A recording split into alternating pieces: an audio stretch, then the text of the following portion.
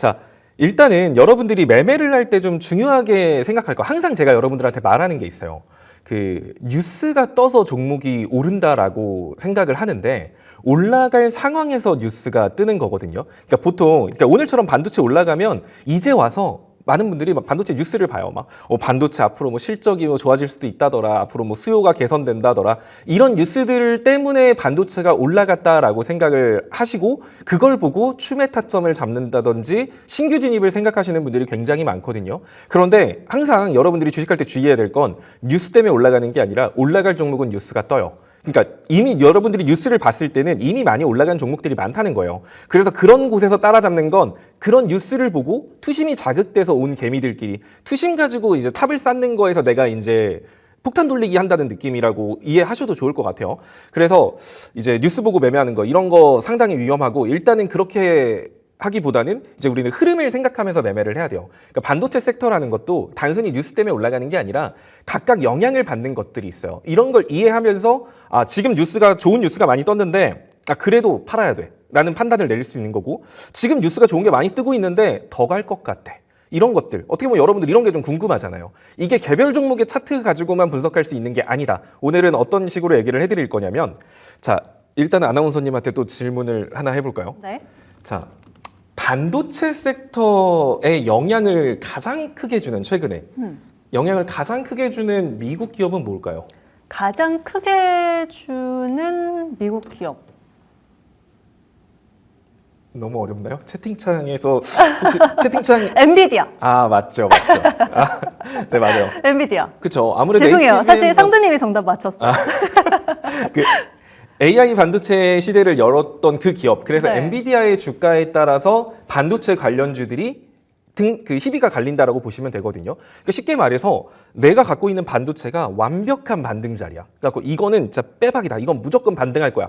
하면서 많은 분들은 추매를 해요. 막 뉴스를 보니까 이 반도체 좋은 뉴스 너무 많아. 근데 자리까지도 이거 완전 반등 자리잖아. 그러면서 추매를 하는데 그렇게 하면 안 돼요. 보통 여러분들이 매매를 할 때는 이렇게 먼저 생각을 할 게 반도체, 우리나라 반도체 섹터에 영향을 크게 주는 종목은 엔비디아예요, 미국에. 그러면 내 종목이 반등 자리고 좋은 뉴스가 있다라고 하더라도 엔비디아 차트가 중요 지지선을 깨고 밑으로 빠지고 있는 상황이라고 한다면 내 종목도 지지선에서 반등이 나오는 게 아니라 무너지는 경우가 많죠. 그럼 많은 분들은 그렇게 생각해요. 좋은 뉴스 나왔는데 왜 얘는 안 움직일까? 왜 내 종목 안 움직이지? 왜 반등 안 해? 그리고 손절해야겠다 하고 손절 딱 했는데 막 갑자기 올라가는 거 보면서 내가 팔면 올라가네 이런 생각을 하실 텐데 항상 그래서 지금 시점에서 여러분들이 반도체 관련주 투자하고 계신 분들은 일단은 엔비디아 차트를 먼저 항상 엔비디아의 주가 흐름을 먼저 보시는 게 중요합니다.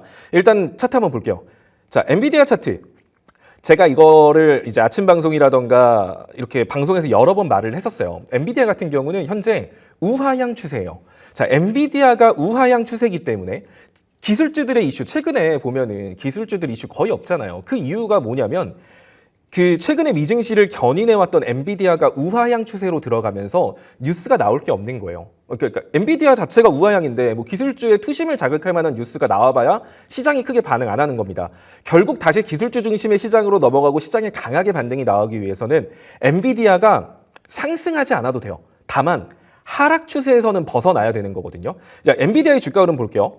엔비디아의 주가 흐름 이런 식으로 지금 일정 수준의 고점과 저점을 반복적으로 움직이면서 아래쪽으로 우하향 추세를 유지하고 있거든요. 자, 그럼 이렇게 대충 선을 그어봐도 그럼 얘는 이렇게 추세선 안쪽에서 움직인다라는 걸 알 수 있어요. 그러면 이 추세선 하단부가 오면 반등이 나오는 거고요. 추세선 상단부를 찍으면 다시 밀려요.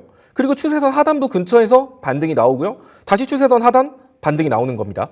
자, 제가 이제 최근에 엔비디아 쪽, 이제 반도체 쪽이 반등을 할 것 같아요 라고 말했던 가장 큰 이유 중에 하나는 엔비디아가 우하향 추세선 하단선 자리를 이탈하지 않고 버티는 모습을 보여줬기 때문입니다. 우하향 추세선 하단, 이 480선을 이탈하지 않고 반등을 보임으로써 엔비디아가 지금 보시면 우하향을 추세선 하단 지켰죠. 자, 그러면 여기서 엔비디아가 반등을 한다? 그러면 어디까지 나올 수 있을까요? 이렇게 우하향 추세선 상단까지 반등이 나온다라는 걸 알 수 있습니다. 그러면 그 자리가 대충 120불에서 125불 사이라는 걸 알 수 있죠. 자, 그럼 지금 엔비디아 오늘 지금 빠지고 있죠. 110불. 어제 상승폭이 크기 때문에 일정 수준 조정이 오는 건데 그러면 이렇게 추세대로 움직인다라고 했을 때 결국 엔비디아 주가는 120불 정도 선까지는 추가적인 상승을 보여줄 수 있겠다라는 결론에 도달할 수 있는 거예요. 물론 이게 내일 오늘 저녁에 뭐 바로 갈지 아니면 여기서 최근에 상승폭이 크기 때문에 다시 한 번 더 볼벤 하단선인 뭐 105불이나 100불까지 밀렸다가 이렇게 위로 올라갈지 이건 모르겠지만 이미 추세선 하단을 지켰기 때문에 엔비디아가 한 120불 정도까지는 추가 상승을 보여줄 수 있겠구나라는 걸 알 수 있는 거고 그럼 엔비디아가 현가 대비해서 앞으로 한 7%, 10% 정도가 올라갈 수 있다라고 하면 국내 반도체는 어떻게 될까요, 아나운서님? 갑자기 질문해서 죄송해요. 저 채팅창에서 놀고 있었어요. 이제 짓고 하겠습니다. 엔비디아가 10% 정도가 올라가요. 네. 그러면은 국내 그러니까 엔비디아가 10% 정도 추가 상승 여력이 있다라고 하면 네. 국내 반도체 섹터는 추가 상승 여력이 있을까요, 없을까요? 국내 반도체도 그래도 보통 전날 흐름 따라서 같이 움직여 주지 않을까요? 그렇죠. 그러면은 지금 엔비디아가 아직 120불이 안 왔기 때문에 여기서 엔비디아가 살짝 눌렸다가 다시 한 번 더 올라간다라고 했을 때 국내 반도체도 그 흐름을 따라서 움직일 수 있겠죠. 일단 엔비디아가 한 120불 정도까지는 추가 상승 여력이 있어요. 여기서 좀 눌렸다 가든 아니면 바로 가든지 그건 모르겠지만 그러면은 오늘 국내 반도체 관련주들도 오늘 가격보다 살짝 눌렸다 가든 그냥 바로 갈지는 모르지만 추가 상승 여력이 있구나라고 생각할 수 있는 거예요. 그럼 내가 지금 반도체 섹터에 물렸어요. 그럼 오늘 같은 날 다 손절쳐. 이게 아니라 엔비디아가 추가 상승 여력이 아직 있기 때문에 그러면 우리 국내산 반도체도 얘네들도 지금 조금 더 오늘 많이 올랐으니까 조금 밀릴 수는 있겠지만 좀 더 고점을 올릴 가능성이 높겠구나. 이렇게 생각하면서 국내 반도체 섹터를 투자해야 되는 거예요. 그러면 이제 여러분들이 생각해야 될 건 엔비디아가 120불까지 만약에 왔어요. 딱 눈을 떴더니 엔비디아 120불 왔다. 그러면 추세선 상단이거든요. 그럼 추세선 상단이면 여기서 뚫으면 추세가 바뀌는 거예요. 우하향 추세에서 횡보 혹은 우상향으로 바뀌겠죠.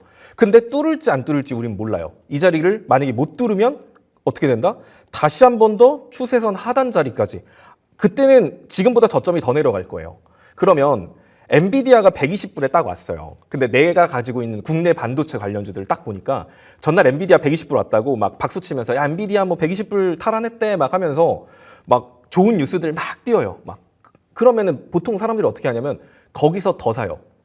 이제 엔비디아 뭐 120불 왔다고? 근데 거기서 팔아야 되는 거죠. 자, 그래서 중요한 게 지금 반도체를 투자하고 계신 분들, 자, 메모해 두시면 좋아요. 1번, 엔비디아가 120불 정도 오면 그때는 일부 비중을 축소한다.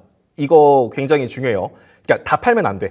왜냐면은 120불에서 안 밀리고 그 위로 만약에 엔비디아가 올라가죠? 그러면 그때부터 나스닥이 찐 상승합니다. 그렇게 생각하셔도 돼요. 엔비디아가 우하향 추세를 벗어나면 그때부터 나스닥이 다시 한 번 더 전고를 탈환하는 추가 상승세로 연결될 수 있는 거거든요. 그래서 근데 엔비디아 이게 120불을 탈환할지 안 할지 그걸 어떻게 알겠어요? 확답할 수 없기 때문에 일단은 120불 왔을 때 리스크 관리 차원에서 내가 반도체를 가지고 있어. 근데 손실이야. 마이너스 13%야.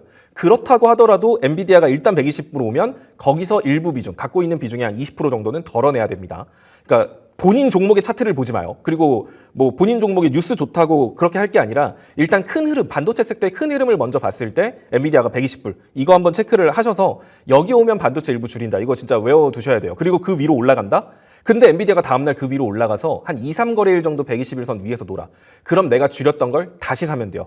그때부터는 본격적으로 엔비디아가 전고를 탈환하는 상승으로 이어질 수 있기 때문에 그때는 국내 반도체도 더 따라 올라갈 거라서 그럴 때 내가 리스크 관리 차원에서 좀 비중 줄여놓은 거를 재매수한다. 이런 식으로 지금 반도체 투자하고 계신 분들은 좀 대응 전략을 잡으시면 돼요. 그러니까 내가 미국 주식을 투자하든 안 하든 상관없이 엔비디아의 이러한 추세에 따라서 국내 증시 반도체도 영향을 받기 때문에 이걸 보고 매매를 한다.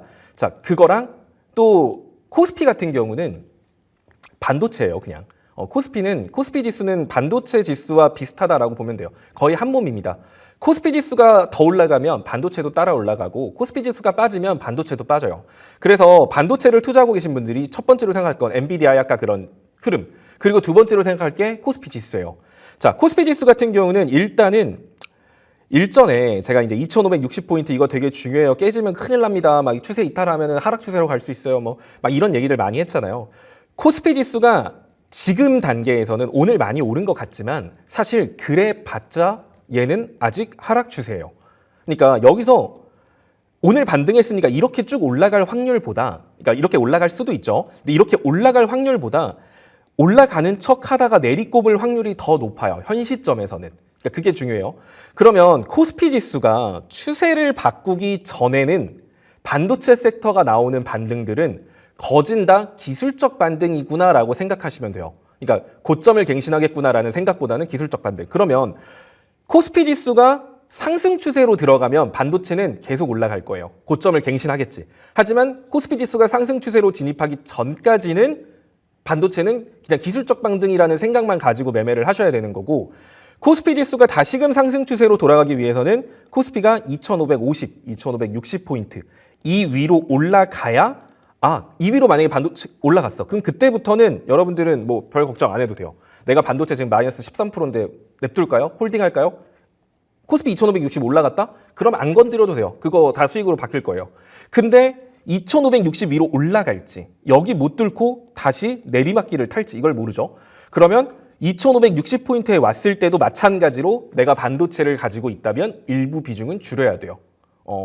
그렇죠. 만약에 이게 이렇게 쭉쭉 올라가. 그럼 여러분들 입장에서는 내일도 만약에 시장 올라가고 월요일도 시장 올라가고 이러면 2560포인트 지금 시장 분위기 좋은데 이거 왜 팔라 그러는 거예요? 그냥 좀만 있으면 내 본전 올 것 같은데? 좀만 있으면 수익 될 것 같은데? 이런 생각으로 볼 게 아니라 항상 반도체 섹터나 2차 전지는 시장 지수의 흐름을 우선적으로 체크하면서 매매를 하는 게 핵심이에요.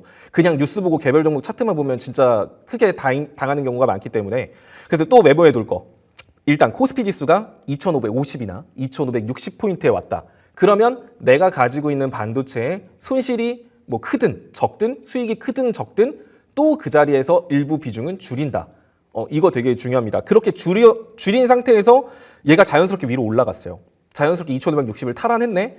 그렇게 한 2거래일 정도 2560 여기서 노네. 그러면 그때 내가 팔았던 거를 조금 더 비싸게 사지만 그때 다시 사는 거예요. 이때 다시 사게 되면 코스피 지수가 2560을 확실하게 탈환한다라고 하면 다음번에 코스피 지수는 2750 정도 선까지도 추가 상승, 그러니까 이만큼이 더 올라갈 수 있단 말이에요. 여기를 탈환하면. 근데 여기를 탈환하기 전까지는 이걸 알 수가 없어요. 그래서 여기서 내가 조금 팔았는데 안착한 거 확인하고 좀 더 비싸게 다시 사더라도 코스피가 이만큼 더 추가 상승할 수 있다라고 하면 반도체랑 코스피는 따라서 움직이기 때문에 반도체 섹터도 이 이상 추가 상승할 거기 때문에 너무 아쉬워할 필요 없이 다시 재매수한다. 이런 식으로 전략을 잡으면 돼요.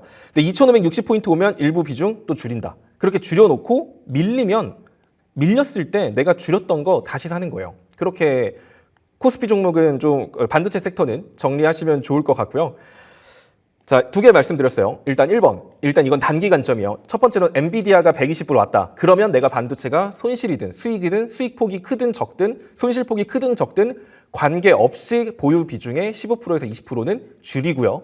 엔비디아가 그 위로 올라가는 거 2거래일 정도 확인했다. 그러면 그때부터 반도체 상승폭이 더 커지거든요. 그때 재매수. 이게 첫 번째. 그리고 두 번째는 코스피 지수 2550에서 2560포인트. 여기 오기 전까지는 그냥 반도체 들고 있어도 돼요.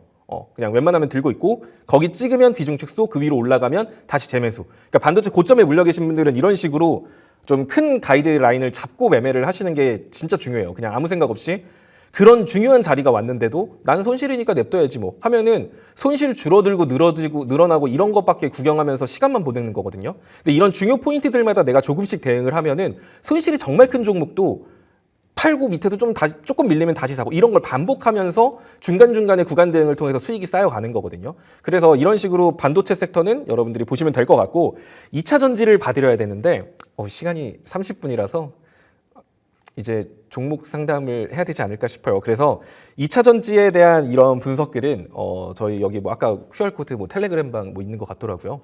그쪽으로 들어오시면 거기서 제가 추후에 또 추가적으로 남겨드리도록 하겠습니다. 일단 오늘은 반도체까지만.